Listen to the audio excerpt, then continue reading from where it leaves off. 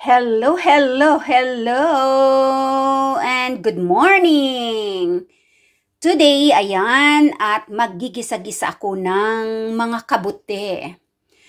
Kabote na fresh, na masarap, apat na klase yan.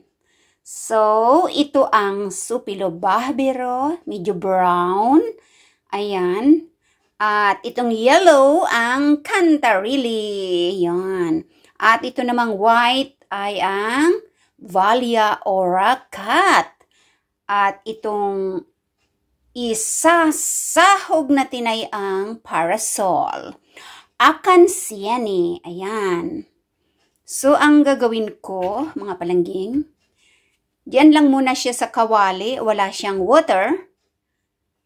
Ayan, at low fire para magkaroon siya ng tubig. Ayan, kasi ang mushroom, halos 90% water lang naman yan. So, maya-maya lang ay marami ng tubig yan mula sa mga mushrooms na yan. Tatakpan natin at hintayin natin na magkaroon ng water. And then, tatanggalin natin yung water, i-drain natin, and then, start na ng ating paggisa-gisa. Okay, ayan, at habang painiin ang ating jasmine rice dyan, ayan, malapit ang maluto, ayan, ang ating mabangong jasmine rice, ay igisa-gisa na natin ang ating mushroom. So, ito ay, nilagay ko na yung ating healthy butter at sibuyas. Ayan. Healthy na butter. Ang bango. Ayan. At eto na ang ating na pre-boil na apat na klase ng kabote. Lagay na natin dyan. Actually, luto na yung kabote kasi na pre-boil na natin yan. At lalagyan natin ito ng masarap na creamy, cheesy na cream. Ayan. And then, isusunod natin ang ating paprika. Fresh na fresh. Ayan. Okay. At, ayan lang siya. Ayan. Diyan lang muna siya sa kawali habang, ihanda natin ang ating cream. Alright? Ayan. Okay, so ayan, para sa kanyang best na sarap, lagyan natin ng chicken cube. Ayan, isang chicken cube, ilagay natin dyan, para lasa siyang manok. Diba? Dahil dyan sa chicken cube na yan, ay may manok na yan dyan. O, diba? Ang bango. Ayan, at lalagyan na natin ng cream. Okay, so ang ating cream ay, ayan, lactose-free Roca Kerma with a pipore paminta, and a parmesan. Ayan o, parmesan cheese. So, yan ang ating pinaka sauce nito. Let's go! Here we go! Here we go! Ang masarap natin na cream. Ayan, Roca Kerma. Super linamnam nito. Ito ang ginagamit dito sa pagluluto. Lalo na walang niyog dito. Ayan. Kung gusto mong gata, pumili ka din sa sachet. Kaya lang ito ang talagang ginagamit. Ayan. Wow. Super delicious na itong ating ginisang apat na klase ng kabote. Alright. So, ayan. At pakukuluin lang natin dyan. Pagkatapos ng kumulo, ready na. Ready na tayong kumain. Kayo dyan, ano ba ang mga niluluto ninyo ngayon dyan, mga palangging-ging? Sobrang sticky na siya, di ba? So, nasa low fire lang siya. Kasi para hindi masunog ang ating cream. Ayan, so, pakukuluin lang natin siya. Then, lalagyan natin ng paminta. At saka lagyan natin ng chili flakes. Ayan, ang daming mga spices dyan ng Reyna King Angabel. Hanggang doon pa na spices yan. So, at dito pa sa taas, ayan, napakaraming spices. Ayan. Never mind ang konting anghang, di ba? Kapag may chili flakes dahil para may konting pitik kapag kumakain tayo. Mas masarap yung may pitik-pitik ng chili flakes. Ayan. Pwede rin lagyan ng saffron. Ayan, may saffron pa akong dito natitira. Pero ayoko nang magkaroon ng kulay dyan para natural ang kanyang kulay. Simply the best, mga palangging-ging, di ba? Healthy food. Ayan. Tapos, healthy lifestyle. Sana all. And healthy body. Ayan, di ba? Oh, happy na naman ang ating tummy. Okay, ayan. At habang painiin ang ating jasmine rice dyan, ayan, malapit nang maluto. Ayan, ang ating mabangong jasmine rice. Ay, igisa-gisa na natin ang ating mushroom. So, ito ay, nilagay ko na yung ating healthy butter at sibuyas. Ayan. Healthy na butter. Ang bango. Ayan. At eto na ang ating na pre-boil na 4 na klase ng kabote. Lagay na natin dyan.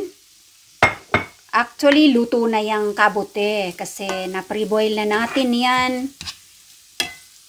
At lalagyan natin ito ng masarap na creamy, cheesy na cream. Ayan. And then, isusunod natin ang ating paprika. Fresh na fresh. Ayan. Okay. At, ayan lang siya. Ayan. Diyan lang muna siya sa kawali habang ihanda natin ang ating cream. Alright? Ayan. Okay. So, ayan. Para sa kanyang best na sarap, lagyan natin ng chicken cube. Ayan. Isang chicken cube. Ilagay natin dyan. Para lasa siyang manok. O, diba? Dahil dyan sa chicken cube na yan, ay may manok na yan dyan. O, diba? Ang bango. Ayan, at lalagyan na natin ng cream. Okay. So, ang ating cream ay, ayan, lactose-free Roca Kerma with a pipore, paminta, and a parmesan. Ayan, parmesan cheese. So, yan ang ating pinaka sauce nito. Let's go! Here we go! Here we go! Ang masarap natin na cream. Ayan, Roca Kerma. Super linamnam nito. Ito ang ginagamit dito sa pagluluto. Lalo na walang niyog dito. Ayan. Kung gusto mong gata, bumili ka din sa sachet. Kaya lang, ito ang talagang ginagamit. Ayan. Wow. Super delicious na itong ating ginisang 4 na klase ng kabote. Alright. So, ayan. At pakukuluin lang natin dyan.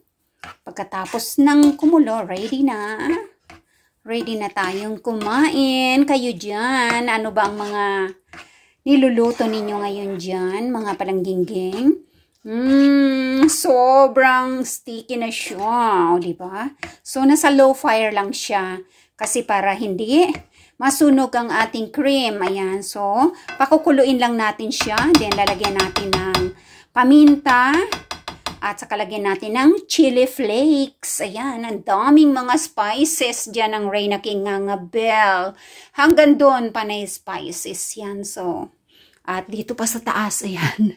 Napakaraming spices. Ayan. Never mind ang konting anghang, di ba? Kapag may chili flakes dahil para may konting pitik kapag kumakain tayo. Mas masarap yung may pitik-pitik ng chili flakes. Ayan. Pwede ring lagyan ng saffron. Ayan, may saffron pa akong dito natitira. Pero ayoko nang magkaroon ng kulay dyan para natural ang kanyang kulay. Simply the best, mga palangging-ging, di ba? Healthy food. Ayan. Tapos, healthy lifestyle. Sana all. And healthy body. Ayan. Di ba? Oh, happy na naman ang ating tummy. Yan ang ating paminta. At ang ating chili flakes. At yan. Nalagyan na natin yan dyan. Taob na naman ang kawali nito, mga palangging-ging. Kasi nagluto lang ako ng konti. Ayan. Last na ano na to, fresh na kabute na na-pick up ko 2 days ago. At nakalagay lang siya sa fridge. Tapos, mga freeze, naka-frozen na yung aking iba't ibang mga kabute. Kasi ngayon may snow na dito, hindi pa masyadong marami. So, natakpan na yung mga natitira pang mga kabuti doon sa kagubatan ng walang hanggan, no, 'di ba? Ayan, so sarap naman 'yon. Kakain na tayo. Bago tayo mag-umpisa ng ating live ngayong araw na ito, ay arriba ang Reyna Kinganga Bell. Alright, so malapit na tayong kumain. Ayan, at ang ating jasmine rice. Alright, oh my God. In na siya. Luto na. Ang bango. Ang bango ng jasmine rice talaga, no? Dito palang gingging ang jasmine rice mahal. Ayan, yung long rice tapos may broken rice, diba? Yung binibili doon sa Asian shop. Ano yan? Palaging 20 kilos. Magkano ba yun? 20 kilos, parang 80 ba yun? O 83. Hindi ko na maalala. Yan. So, 20 kilos ba yun o 10? Ako, 10 or 20. Kasi si Lalabian palagi ang bumibili ng sako ng aking kanin. Dahil rice is life. At dito naman is patatas is life. Tinapay is life. Dito, ayan, alright.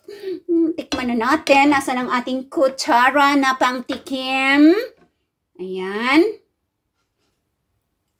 Tikim-tikim na tayo. Okay. Yung parasol mushroom ito, oh. Ito susubo natin una. Parasol mushroom, ayan, akansiani. Ang akansiani ay ang difference nito sa ukonsiani. Ang akansiani, ito siya, ang kanyang paanan ay makinis. Sana all, makinis-kinis. At hindi siya masyadong mataas na klase ng kabute. Yan, nakita naman yun sa aking mga video ito. Ayan. At ang ukonsiani naman ay mataas na mushroom. Medyo hindi mataba ang kanyang stem. At mabalbon. Sana all mabalbon. Mabalbon ang bandang paanan. O diba? Huli ka, balbon! Isubo mo na yan. Delicious! Ang sarap, mga palangging. Nandyan din yung taste ng paprika. At yung mga mushroom, pare-pareho lang naman ng lasa niyan eh. Iba-iba lang ang mga pangalan. Pero may difference din naman yung lasa ng iba't ibang mushroom. Mayroong mushroom na paborito ng iba. Masarap, medyo manghanga. Mayroon din namang mushroom na hindi paborito ng iba. So, ang iba ay gusto yung kantarili, example, hirkotati, punikitati, supilobahbiro, ayan, mostator visieni, kantarili, voitati, marami pang mga tati-tati, mga mushroom. Pero may mga tao din naman na hindi nila paborito ang isa sa mga mushroom na yan. Yung mga hindi kumakain ng mushroom na yan. But ako, marami na akong nakain na iba't ibang klaseng mga kabute. Napakarami dito tumutubo sa nature ng Finland. Ayan. At pero marami pa akong alam na mga kinakain na kabute pero hindi ko pa na titikman. Kasi syempre yung kilala ko lang talaga ng lubos. Yun lang ang aking mga kinukolek para hindi ako malason mong halik. Minsan natikman ang init ng iyong halik. O diba? Akala ko'y narating ko na ang heaven. Heaven, kapag kakain na tayo maya-maya lang. Kung magsandok na ako, ha? Mga palangging. And then, let's eat. Bon appetit. Thank you for watching. Siyempre, hindi ko naman naipapakita ang aking subo, di ba? Ang aking mga bangal-bangal dahil ako ay nagmamadali na kasi malapit na tayong mag-live para may energy ang Reyna Kingangabel sa kanyang pag-live today. See ya! Bye!